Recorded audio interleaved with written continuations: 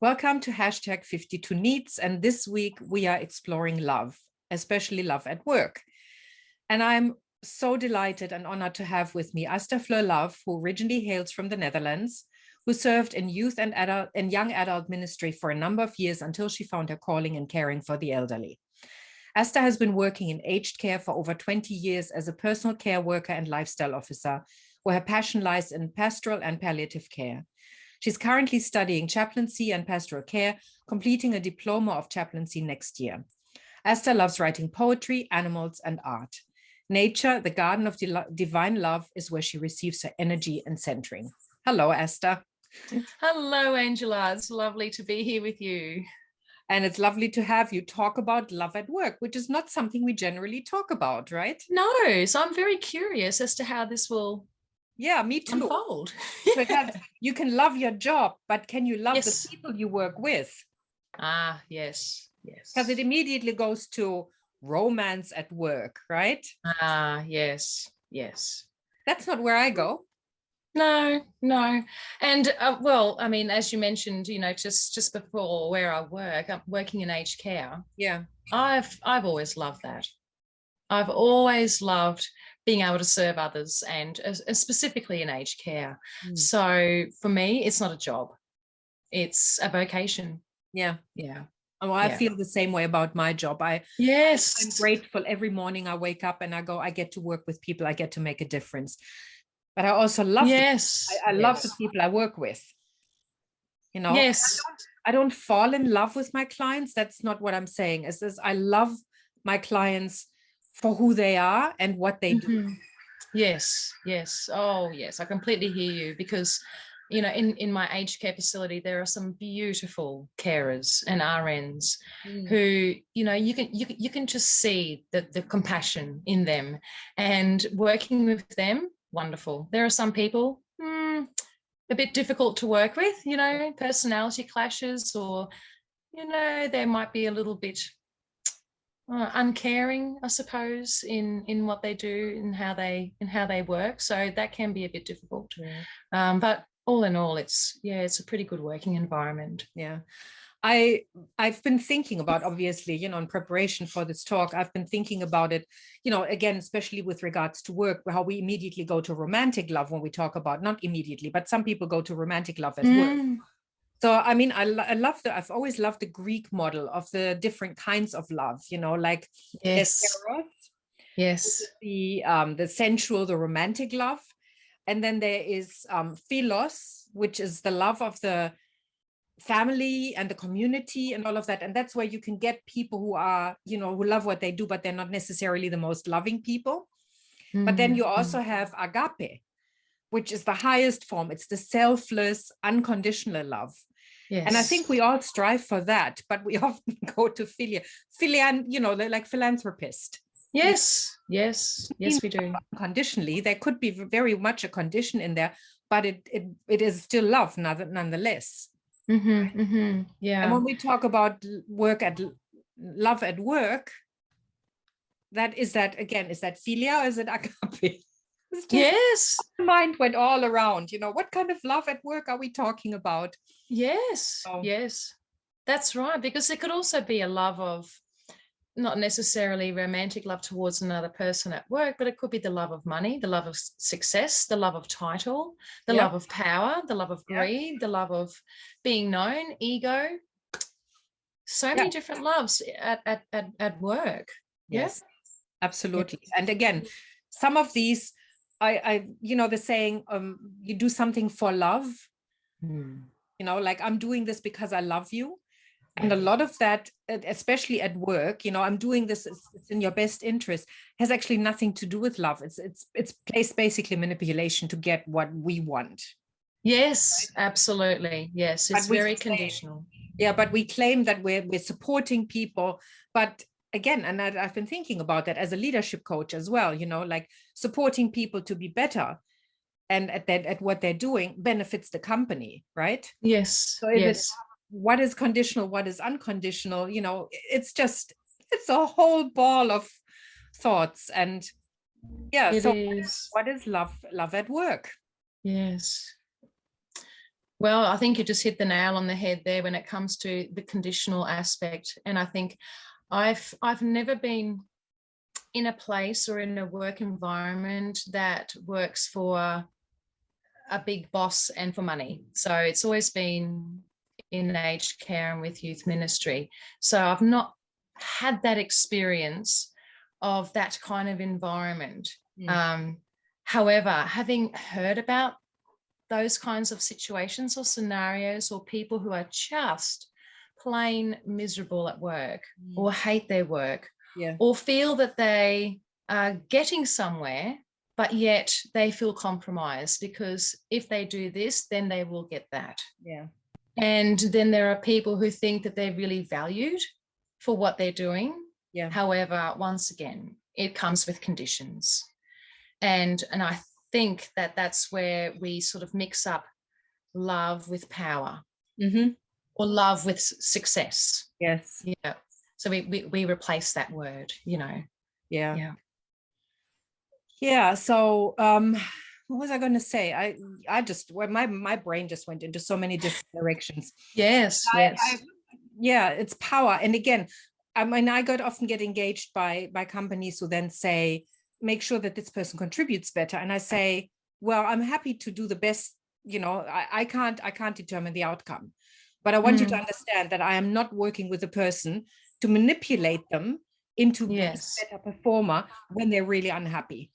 The risk when you hire me is that the person may recognize that they're not in the right job and they may leave.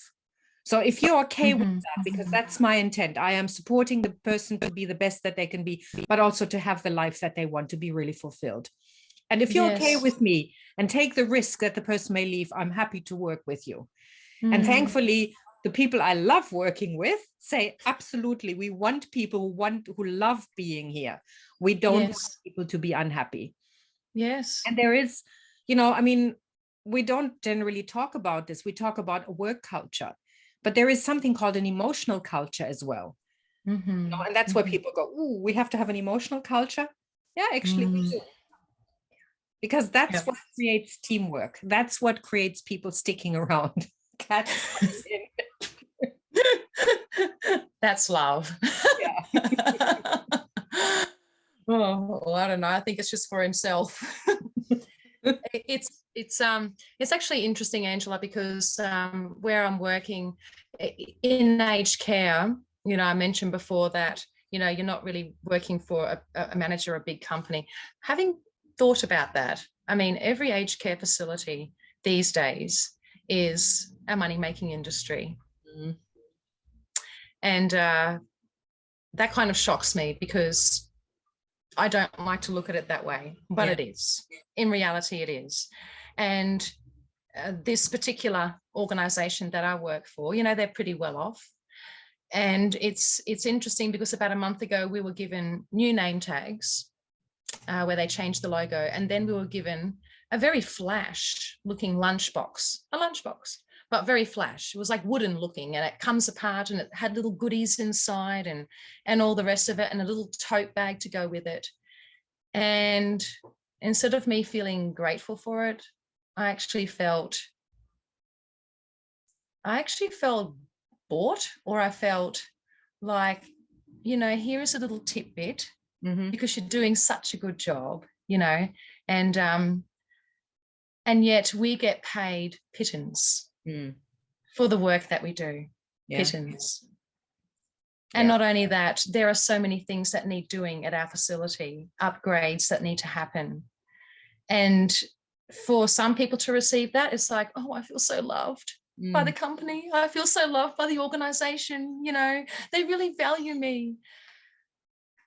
Yet when I look at it, I think, no, that's not a way to value someone or to show that kind of love, because you're just keeping me there because you need us. But the pay that we get, you know, just doesn't equate to that. And the things that need to be done, like I mentioned, doesn't equate to that. You know, there's something wrong here. Yeah. Well, the thing is, let me put it this way. You're not doing, as you said, you're not doing the work for money, but money is a way also of recognizing that you have, as you said as well. But if these people were actually making an effort to really appreciate you, and I don't know if you've come across the 5 love languages. Yes, I have. Yes. Yeah. So again, some people want the money, but Yeah. some people also want the time, spend time Yes. with somebody. Some people, again, people who like gifts will really appreciate the lunchbox, right? Yes. Yes. But other Yes. people may want to hear that they're being loved. And other people may Mm-hmm. just have an act of service, and that could be anything. Let me give you some help, or let me give you some more, support, or whatever it might be. Yes. And so again, it depends on what kind of love language you resonate with, that would play out differently. But how would you know that you're really loved at work, that people appreciate you? What would you need to see, hear, feel, to know? Because the lunchbox, I think to be heard. Yeah. Heard. The lunchbox. Yeah. It's material. Yeah. To be heard. So To be taken seriously, yeah. And to also be valued as a person. And I like what you spoke about before about, say the money aspect, because I couldn't care less about money. However, I need to live. I need to survive. And the value of employees is based on money, isn't it? Of what they give them. But also it's more than that. It's recognizing, who am I caring for here? Mm-hmm. What am I doing here? I am looking after somebody's mother, grandmother, sister, auntie, uncle, friend. I'm not looking after a can of tomatoes. No. I'm not a factory worker. I'm looking after a human being. Yeah. A human being. And that human being deserves the best.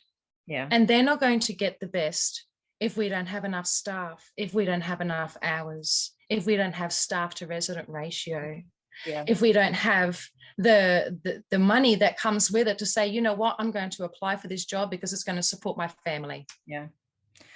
It's one of the lowest paid jobs. Yeah. Isn't it ironic that, Yes. I was just thinking, aged care workers, teachers, yes, all of those people, childcare workers, all of those people yes, really don't get paid very well, yet they are the most loving people. But then you've got people, and I'm not taking away from entertainment value. I mean, I love a movie like The Next Person, but movies, sports people who entertain us get paid so much money, and we love them. We follow them on social media, and they get loves, and or stars, or whatever it might be. Yes.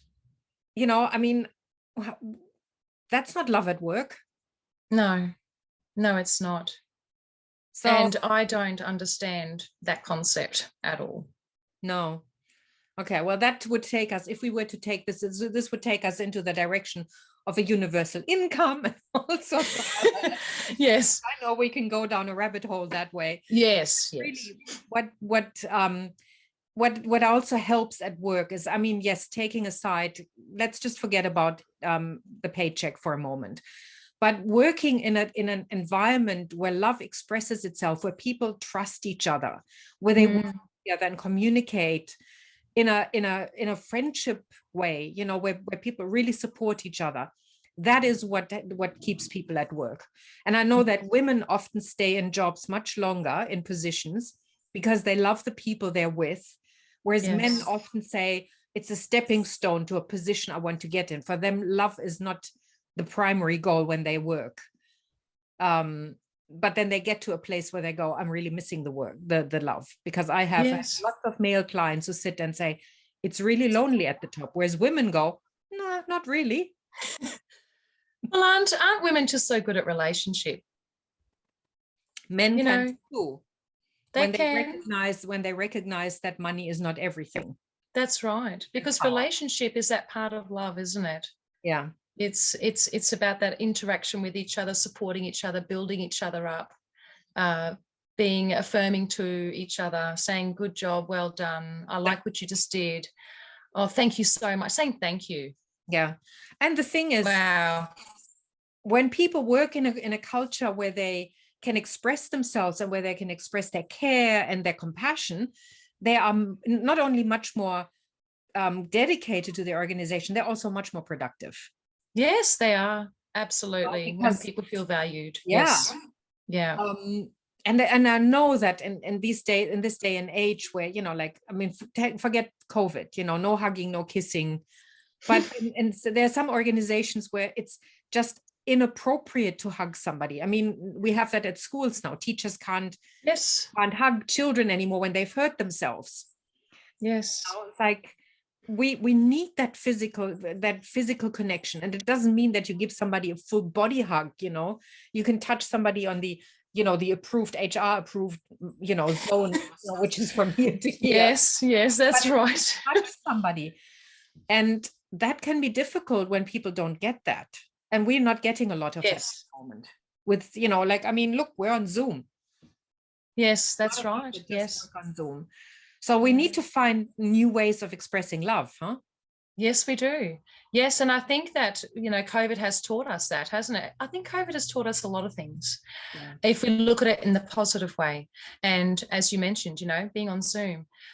And even in the workforce, if we can't physically touch, or if it's seen as, you know, sexual discrimination or violation or whatever it is, how do we express that love? How can we do that through words? How can we do that written? How can we give someone a compliment? Write one down, you know? Yeah. Right. I mean, we do that at work as well, where we have an affirmation where you can just write it down and say, I really appreciate this and this carer, done a wonderful job. And it goes to them. Wow. Such a simple thing. Yeah. But it boosts a person. Yes. I was asked to write something for somebody who had just done a marvelous job. And I said, is the person actually going to go and see this? And they go, no, it's just for our records. And I'm like, no. Wow. For me, I would like this person to see this because it's my appreciation for them, not a testimonial for them. Yes. But again, we don't know how to show love in that way. It's not a commodity. No, it's not. No, it's just an act of humanity, of being, of what it is to be human. Exactly. Of what it is to share life together. Yeah. It's a sharing of life. Yeah. And being able to recognize in oneself too, how do I receive love at the workplace? How do I feel affirmed? And then can I reciprocate that and do that to somebody else and see if that works? Yeah. But sometimes when we ourselves are lacking, we become frustrated or annoyed, angry, or despondent. But we can be the biggest change maker in that, by acting on that which we would like to receive, or how we would like to see love in action. Yeah. Absolutely. I think and this is my thing, it's expecting it to come back immediately because people recognize that that's how we want to be loved as well. I think that's where the 5 love languages come in. You know, I can service to you and do all sorts of things, but if I expect you to give me back that in that language, I may have missed the point, because if my language is acts of service and your language is gifts, we're going to be, you know, and gifts could be like a bonus or something, you know. I can help you in any way, shape I want to. You will not recognize that as an appreciation. Again, lunchbox versus Asta, you're doing an amazing job. Yes. Right? Yeah, that's right. And yeah. How can I help you, you know, do an even better job? Yes. Yeah. Beautiful. See, I feel better already. But it's very true in saying that. And the 5 love languages are just brilliant when it comes to being able to understand another person. And it doesn't take much just to read it.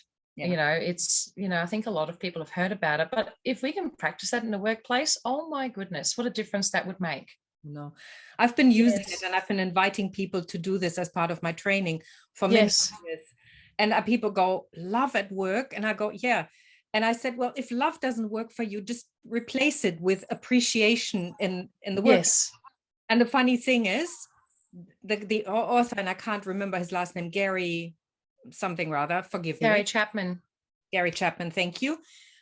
Now has written actually a book called The 5 Languages of Appreciation in the Workplace. And I can, wow, there you go. That 10 years ago when I started, you know. So please, I mean, by all means, go and do the test. There are all sorts of quizzes that he's put out, and go and Yes. find that. I'm just, addressing anybody who's listening and watching here. Mm. Find out, because you will find that your appreciation for the people you work with, when everybody does it and you find out what their love language is, exponentially increases, and the appreciation that you have, not just for the work that you do, but also for who you are, is just amazing. It is, yes. I remember doing the 5 love languages about 20 years ago when I was doing youth ministry, and there was a group of 5 of us that lived together for a year to do youth ministry. And in doing the 5 love languages, and when you're living with 5 people in such close proximity, those 5 love languages just help so much. Yeah. Because you're not only just affirming a person or appreciating them, you're finding out what their gifts are, you're finding out what their talents are, you're finding out what their strengths are, and how they blossom, how they thrive, how they give more. Yeah. It just draws out so much more than just a simple act or a simple doing. Yeah. Yeah. Yeah. It allows a person to reach their potential. Yeah. Exactly. I had an assistant who was working for me, and I generally, when I work with people more closely, I said, let's, how about you do the love languages, so I know how I can appreciate you. And it was really interesting, because her love language was words. Wow. Yeah. Words of affirmation. Okay. So words of affirmation. So, and I occasionally express myself through hugs. It's not my preferred, I mean, not my first language, but I just went, okay, so no touching for you, because that was really low. And she's absolutely. Yes. But then I observed her in action with her boyfriend. And when it was with her boyfriend, she was hugging him all the time. She was constantly in physical touch with him. So it's recognizing that you can have different love languages in different contexts. So I would really ask everybody to just notice that when somebody doesn't want to be touched at work, that doesn't mean that they're adverse to any kind of touch, but just be really, really appreciative of the fact that we have different needs and different environments. And if somebody, again, talk to people, find out how they want to be loved, because we don't really talk about that. Oh, so true. And even in what you were saying in regards to vocalizing something, an affirmation, if a person, and I find this is so good to learn, if a person gives you an affirmation, don't deflect it back.